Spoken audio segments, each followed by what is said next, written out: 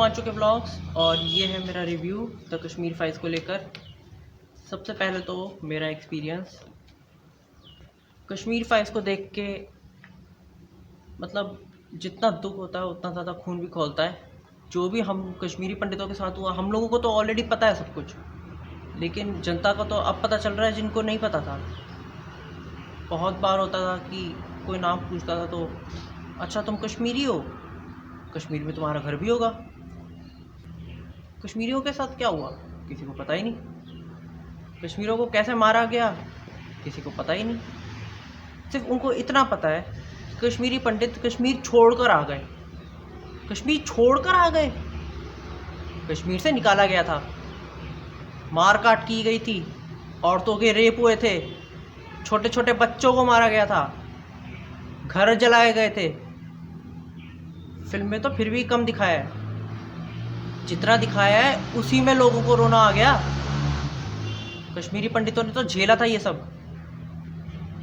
इस फिल्म में दिखाई गई एक एक बात सच है। आप एक एक बात को, एक एक फैक्ट को, एक एक सच को कंफर्म कर सकते हो। तो जितने भी ये सेकुलर प्रोपोगेंडा फैलाने वाले हैं ना, वो अपना प्रोपोगेंडा बंद करें इस फिल्म को प्रोपोगेंडा मूवी बोलकर। प्रोपोगेंडा तो इतने सालों से ये लोग मचा रहे थे, हैदर जैसी मूवियां बना के। शिकारा, विधु विनोद चोपड़ा ने बनाई थी शिकारा, 2 कौड़ी की लव स्टोरी। कश्मीरी पंडितों के साथ क्या हुआ, उन्होंने एक चीज भी ढंग से नहीं दिखाई।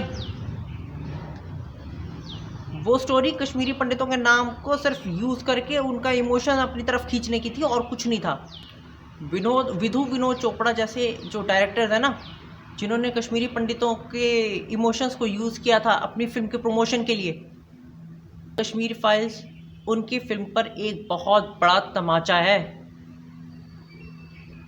अभी इस फिल्म के लिए मेरे पास ज़्यादा शब्द नहीं है। मैं अपनी फैमिली के साथ देखने गया था और सच बताऊं, मूवी के स्टार्ट होने से लेकर मूवी के एंड तक मेरे आंसू नहीं रुके। मूवी के जो फाइनल सीन्स थे, आखिरी के 10-15 मिनट, इतना ज़्यादा रोंगटे खड़े हो गए थे मेरी मम्मी और मैं, और थिएटर में और भी बहुत से लोग थे जिनका इमोशनल ब्रेकडाउन हो गया था। हमारे पास शब्द नहीं थे, बिल्कुल चुप, आंखों से आंसू बह रहे हैं, दुख और गुस्सा एक साथ मन में। कश्मीरी पंडितों को तो ये फिल्म ज़रूर देखनी चाहिए। इस फिल्म का ज़्यादा से ज़्यादा सपोर्ट करो, थिएटर में जाके देखो। आपके पास अगर व्हाट्सएप पे लिंक आ रहे हैं तो उनके थ्रू मत देखो, ये भी एक प्रोपोगेंडा है। आपको व्हाट्सएप पे जो लिंक भेजा जाएगा उसके थ्रू ये ऑडियंस को हटा देंगे थिएटर से। ऑडियंस थिएटर में की जगह अपने व्हाट्सएप पे देख लेगी ये मूवी, और यही ये लोग चाह रहे हैं, इनका प्रोपोगेंडा है ये। बाकी अगर एक्टर्स की बात करें तो अनुपम खेर जी की एक्टिंग तो भाई माइंड ब्लोइंग थी। उसके अलावा पल्लवी जोशी ने राधिका मेनन का रोल किया था। राधिका मेनन का रोल जो उन्होंने किया है वो असल में जेएनयू की पॉलिटिकल साइंस की पागल प्रोफेसर निवेदिता मेनन, उसका पोर्ट्रे किया है। उस निवेदिता मेनन ने भी हिंदुओं के बारे में और भारत के बारे में बहुत ऊट पटांग बातें बोली हैं। आप यूट्यूब पे भी उसके वीडियोस देख सकते हैं उस पागल औरत के। हालांकि अब वो जेएनयू की प्रोफेसर नहीं है, लेकिन टुकड़े टुकड़े गैंग का वो हिस्सा रही है। भारत तेरे टुकड़े होंगे, बुरहान वाणी वाले जितने भी स्लोगन्स थे, वो सब कुछ उसकी लीडरशिप में हुआ था। अभी भी वो अपना यूट्यूब वगैरह पे पोस्ट वगैरह डालती रहती है, ऊटपटांग बकवास करती रहती है देश के खिलाफ, हिंदुओं के खिलाफ स्पेशली। तो पल्लवी जोशी जी ने बहुत अच्छी एक्टिंग करी है। चिन्मय मंडलेकर जी का नाम कैसे भूल सकते हैं, उन्होंने बिट्टा कराते का रोल किया है, जिसने कई हिंदुओं को मारा है और इतनी बेरहमी से मारा है। सिर्फ गोलियां नहीं मारी है, रेप किए हैं, लोगों के टुकड़े किए हैं, आंखें तक उखाड़ ली थी उन्होंने लोगों की। इतने बेरहम लोग हैं ना ये। और हमारे बॉलीवुड इतने सालों से बस इनको सराखों पे बिठा के रखा। आतंकवादियों को जस्टिफाई कर रहे हैं ये लोग अपनी मूवीज में कि आतंकवादियों को दबा के रखोगे तो वो तो बंदूक उठाएंगे। कश्मीरी पंडित, इस मूवी में एक डायलॉग बहुत अच्छा है, कश्मीरी पंडितों ने बंदूक नहीं उठाई। क्यों नहीं उठाई? उठानी चाहिए थी, मतलब कि कश्मीरी पंडितों को भी बंदूकें उठानी चाहिए थी। इनका तो यही मतलब बन रहा है। क्यों? अगर दूसरा बंदा उठा सकता है बंदूकें, तब तो कश्मीरी पंडितों को भी हक है उठाने का बंदूकें। कश्मीरी पंडितों ने तो नहीं उठाई। कश्मीरी पंडित उठाएंगे बंदूकें तो हमको तो फट से आतंकवादी बोल के मारा जाएगा। और ये जो छोटे छोटे बच्चे जो आर्मी के ऊपर पत्थर फेंकते हैं ये, और जो ये आतंकवादियों के बेटे हैं, इनको क्या बोला जाता है? रेबेल। आतंकवादी ग्रुप से जुड़े हुए हैं और ये रेबेल है। आतंकवादी बोलने में शर्म आती है? इतना कितना सेकुलरिज्म भाई। मिथुन चक्रवर्ती जी हैं, पुनीत इस्सर हैं, अतुल श्रीवास्तव जी हैं। इनको हम बाकी फिल्मों में भी देख चुके हैं और इस फिल्म में सभी ने बहुत अच्छा रोल किया है। भाषा सुंबली जी ने शारदा पंडित का रोल किया है और उनके एक ही रोल में 2 रियल लाइफ कैरेक्टर्स का पोर्ट्रेयल दिखाया गया है। एक पोर्ट्रेयल है बीके गंजू जी की वाइफ का। बीके गंजू जी को आतंकवादियों ने मारा था। वो एक चावल के कंटेनर में छुपे थे अपने घर में और उन्हीं के पड़ोसी मुसलमान ने आतंकवादियों को बता दिया था कि वो कहाँ छुपे हैं। वो चाहता तो नहीं बता सकता था, लेकिन उसने बताया, जिसकी वजह से वो मारे गए। आतंकवादियों ने उस चावल के कंटेनर पे अंधाधुंध गोलियां चलाई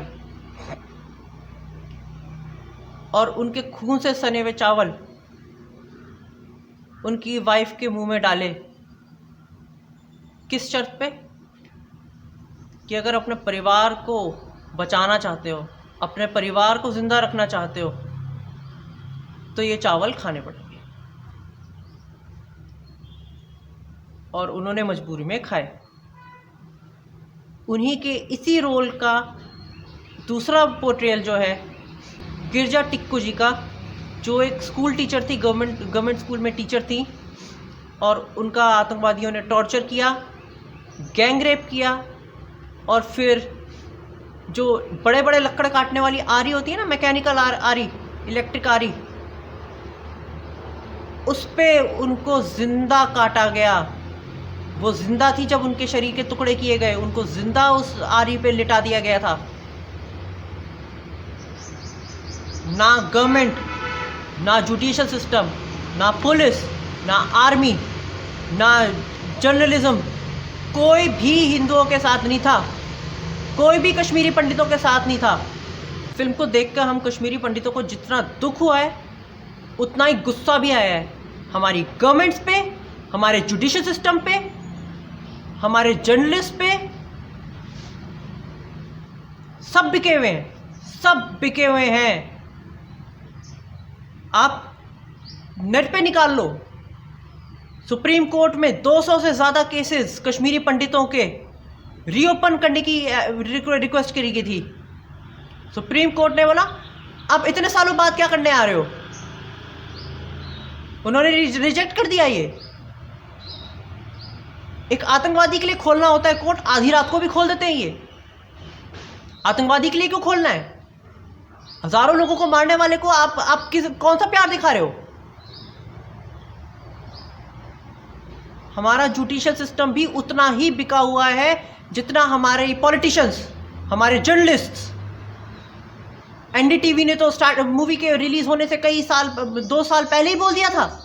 सिर्फ फिल्म के नाम सुन के ही उसने बोल दिया था कि ये तो प्रोपेगेंडा मूवी है। जी न्यूज़ और रिपब्लिक टीवी थे जिन्होंने कश्मीरी पंडितों की आवाज़ उठाई थी। उन्होंने स्टिंग ऑपरेशंस भी किए थे, उन्होंने बहुत सारी चीज़ें दिखाई भी थी इस मूवी के आने से 2 साल पहले, 2-4 साल पहले। लेकिन शायद टीवी शो चैनल को तो, जर्नलिस्ट को तो वैसे भी कौन भरोसा करता है। ये लोग सच भी दिखाएंगे तब भी कोई फ़र्क नहीं पड़ता। बाकी अगर मूवी के टॉपिक पर आए, मूवी पर आए, सभी एक्टर्स ने बहुत अच्छा काम किया है। अभिषेक अग्रवाल जी इसके डायरेक्टर हैं, विवेक रंजन अग्निहोत्री, पल्लवी जोशी प्रोड्यूसर। सबने बहुत मेहनत करी है। जितने भी विक्टिम्स थे, कश्मीरी पंडित विक्टिम्स थे, उनसे जाकर उनका इंटरव्यू लिया है। देश के कई हिस्सों से, दुनिया के जहाँ जहाँ भी कश्मीरी पंडित रह रहे हैं, उन सब के इंटरव्यूज़ लिए हैं जो उस समय वहाँ थे, जिन्होंने झेला। उनके परिवारों से बात करी, 700 से ज़्यादा कश्मीरी पंडितों से बात करके, कई 100 घंटों के वीडियो इंटरव्यूज़ लेकर, और फिर वो इस फिल्म में डाला गया है। तो इस फिल्म में एक्टिंग से ज़्यादा इमोशंस है। स्क्रिप्टेड कुछ भी नहीं है, स्क्रिप्टेड इसमें एक शब्द भी नहीं है। जितने भी स्लोगन्स थे, चाहे रलीव गलीव चलीव हो, चाहे कोई भी हो, ये सच है कश्मीर का, जिसको मीडिया ने, खासकर कांग्रेस गवर्नमेंट ने, अब्दुल्ला ख़ानदान ने, मुफ्ती ख़ानदान ने दबा के रखा। आतंकवादियों के बच्चे इनोसेंट हैं। कश्मीरी पंडितों के बच्चों ने क्या बिगाड़ा था? छोटे छोटे बच्चों तक को गोली मारी है इन्होंने। हमारा गुस्सा कोई नहीं सुनना चाहता, हमारी बात कोई नहीं सुनना चाहता। और ये शाहिद कपूर जैसे हीरो हैदर जैसी मूवीज में काम कर सकते हैं। आज तक इन्होंने कभी कश्मीरी पंडितों के बारे में कभी सुना, कभी बात करी, कभी कुछ पूछा? सुशांत सिंह राजपूत की डेथ के बाद मैंने तो बॉयकॉट कर दिया था बॉलीवुड को। अगर ये मूवी ना आती ना, तो मैं शायद बॉलीवुड की एक और मूवी ना देखता थिएटर में।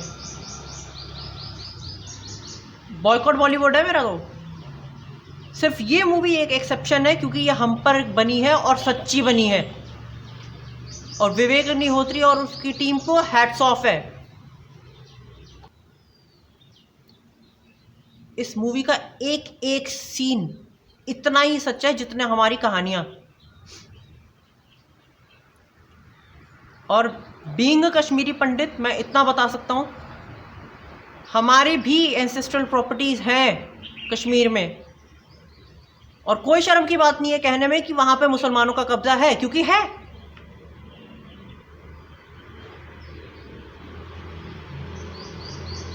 मेरी भी जान पहचान के बहुत सारे मुस्लिम्स हैं, दोस्त हैं, जान पहचान के हैं। लेकिन ये बात भी सच है कि हाँ, जिन्होंने खून बहाया था हिंदुओं का, वो मुसलमान ही थे। ठीक है, वहाँ पे जिन मुसलमानों ने हिंदुओं का सपोर्ट किया वो भी मारे गए, सिख भी मारे गए, बुद्धिस्ट भी मारे गए।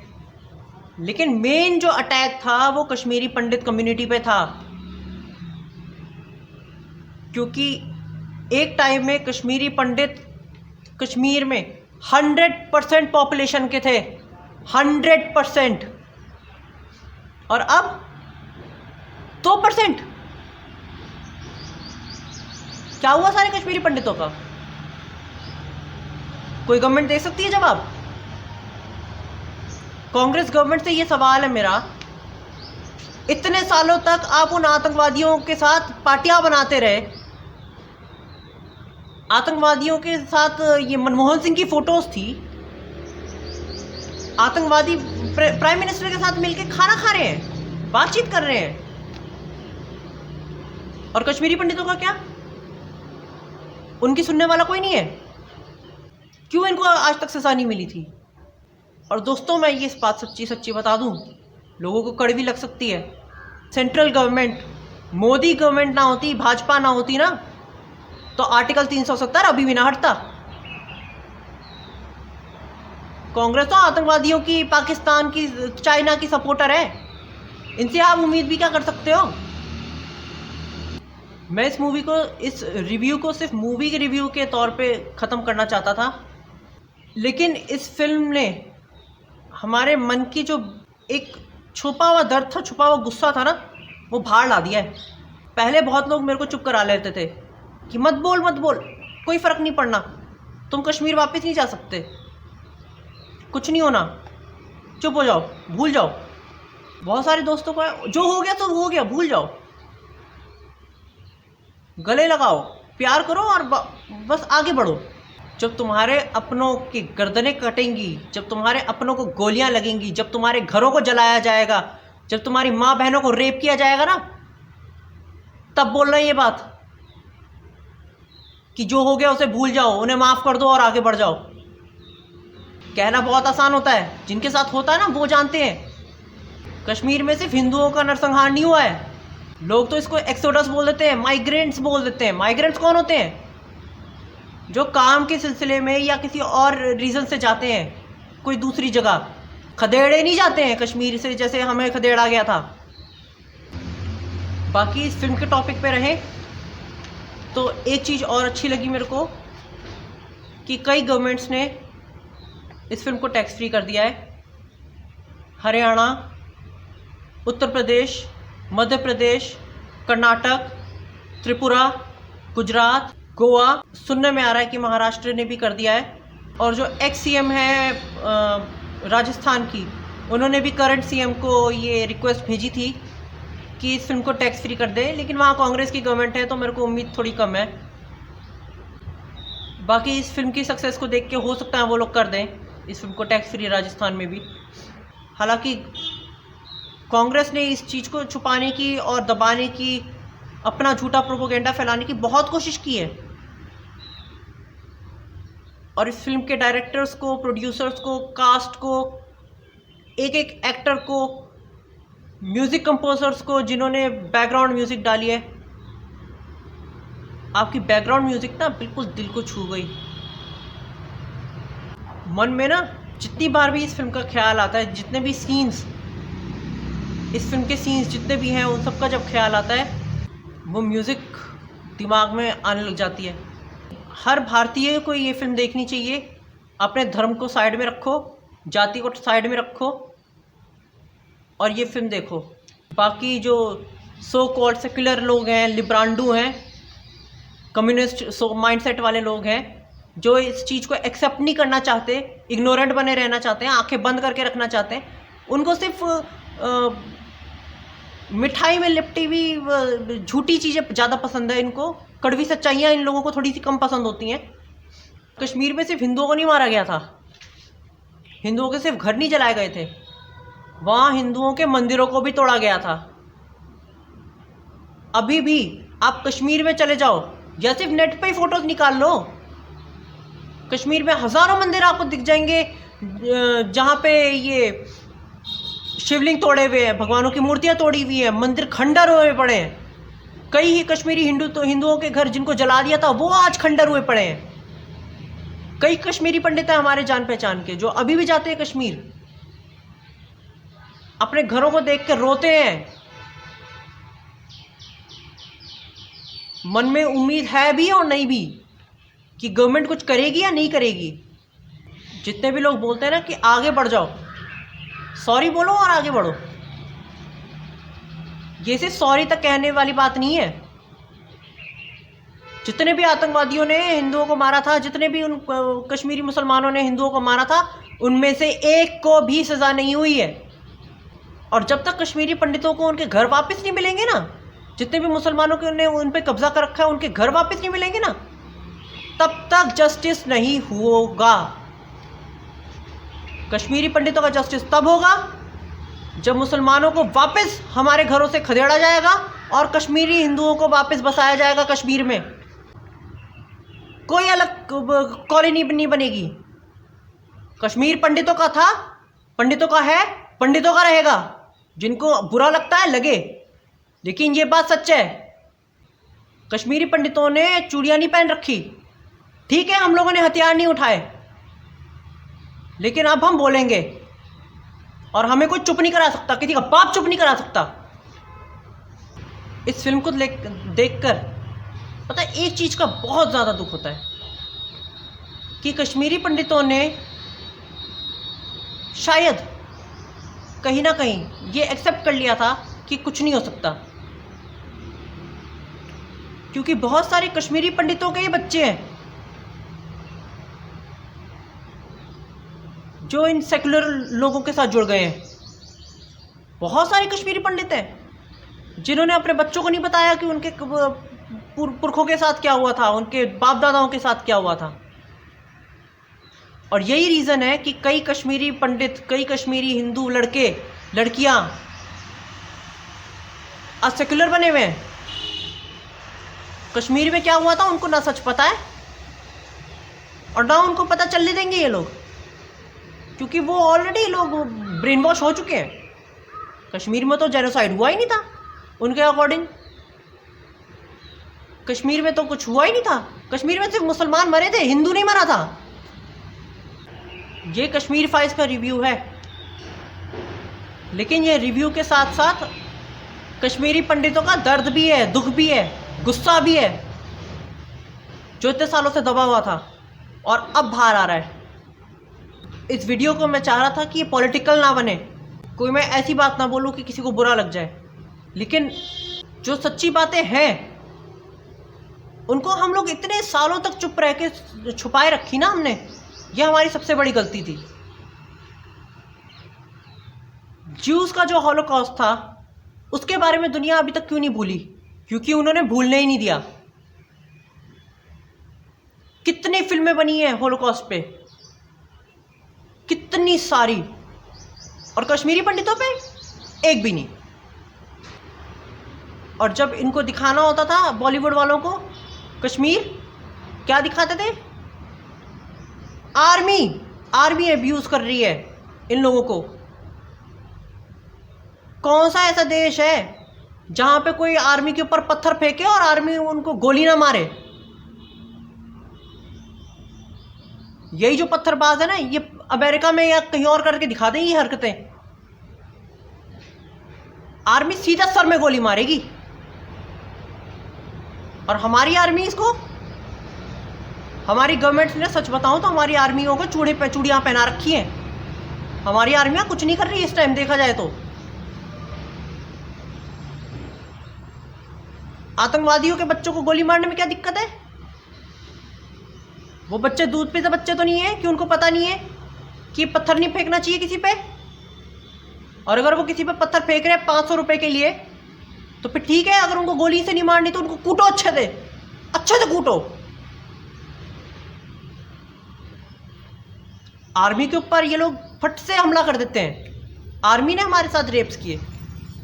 ये लोग ये भूल रहे हैं, कश्मीरी पंडितों को जब मारने की बात आई थी तो बिट्टा और उसके आदमियों ने इंडियन आर्म फोर्सेस की ड्रेसेस पहन के हिंदुओं को मारा था, आर्म फोर्सेस को बदनाम करने के लिए। और ये जो बोलते हैं कि आर्मी ने हमारे साथ रेप्स किए, क्या गारंटी है कि आर्मी, अब ये आतंकवादियों के लोग नहीं थे? है इनके पास सबूत? और एक बात, ये आतंकवादी अगर पाकिस्तान से भी आते हैं तो कश्मीर में इनको पनाह कौन देता है? कश्मीर में बैठे हैं ना इनके गुर्गे। कश्मीर में न जाने कितने स्लीपर सेल्स होंगे, कितने ही स्लीपर सेल्स होंगे कश्मीर में जो पाकिस्तान परस्त हैं, पाकिस्तान के तलवा चाटू हैं। कश्मीर में बाढ़ आती है तो इंडियन आर्मी बचाए हमको, तब क्यों नहीं बोलते पाकिस्तान में बचाए हमको? जितने भी लोग हैं ये साले ऐसे वे दो कौड़ी के मतलबी लोग हैं ये। जब किसी देश की बात करनी हो तो पाकिस्तान के झंडे लहराते थे कई सालों तक। पिछले कुछ सालों तक तो जब तक 370 नहीं हटा था, कश्मीर पे लाल चौक पे जाके देखते, पाकिस्तान के झंडे लटके होते थे। हर जगह पाकिस्तान जिंदाबाद के नारे लग रहे होते थे। धारा 370 हटी है, वहां चीजें नॉर्मल होना शुरू हुई हैं, तब ये तस्वीरें आती हैं कि तिरंगा लहरा रहा है लाल चौक पे। कहने को इतनी बातें हैं कि ये वीडियो कई घंटों लंबा हो सकता है। अगर मैं सारी बातें निकाल के बैठ जाऊं तो ये वीडियो बहुत लंबा हो जाएगा। बाकी सबसे मेरी रिक्वेस्ट है कि इस मूवी को देखें, थिएटर में अपने दोस्तों के साथ, अपनी फैमिलीज के साथ जाके देखें। व्हाट्सएप पे जो लिंक आ रहा है उसको बिल्कुल भी ना देखें, क्योंकि आप व्हाट्सएप के उस लिंक को खोल के मूवी देख लेंगे तो फिर हम जानते हैं आप थिएटर तक नहीं जाएंगे। और यही वो लोग चाह रहे हैं कि थिएटर्स में ये फिल्म उतना कमा ना सके, उतनी सक्सेसफुल ना हो सके। हालांकि ये फिल्म अभी भी ब्लॉकबस्टर चल रही है, बॉक्स ऑफिस पे टॉप पे चल रही है इस टाइम। 50 करोड़ से ज़्यादा ऊपर का ये कलेक्शन कर चुकी है अब तक पिछले 3-4 दिनों में। अभी भी इसके शोज हाउसफुल चल रहे हैं। और लोगों से एक रिक्वेस्ट और है, आप ये फिल्म देखने जाओ ना तो अपने साथ ना अपने दिल को भी लेके जाना, अपने आंसुओं को भी लेकर जाना। इस फिल्म को सिर्फ फिल्म की तरह मत देखना, इसको हम कश्मीरी पंडितों की कहानी की तरह देखना।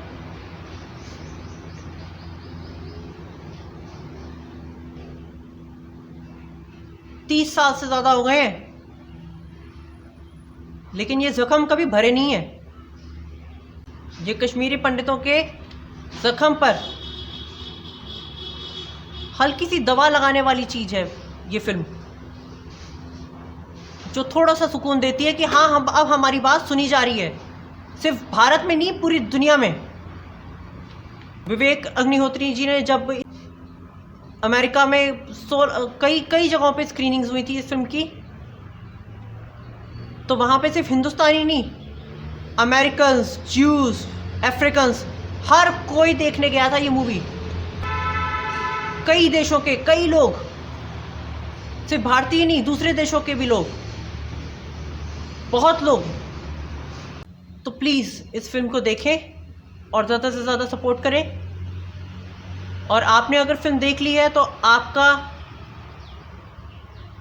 क्या पॉइंट ऑफ व्यू है, आपका क्या एक्सपीरियंस है, आप क्या सोचते हैं इस फिल्म के बारे में? आप कश्मीरी पंडितों की सपोर्ट कैसे करना चाहते हैं? आप कश्मीरी पंडितों का साथ कैसे देना चाहते हैं? उनके साथ कैसे आप खड़े होना चाहते हैं? वो कमेंट सेक्शन में ज़रूर बताएं।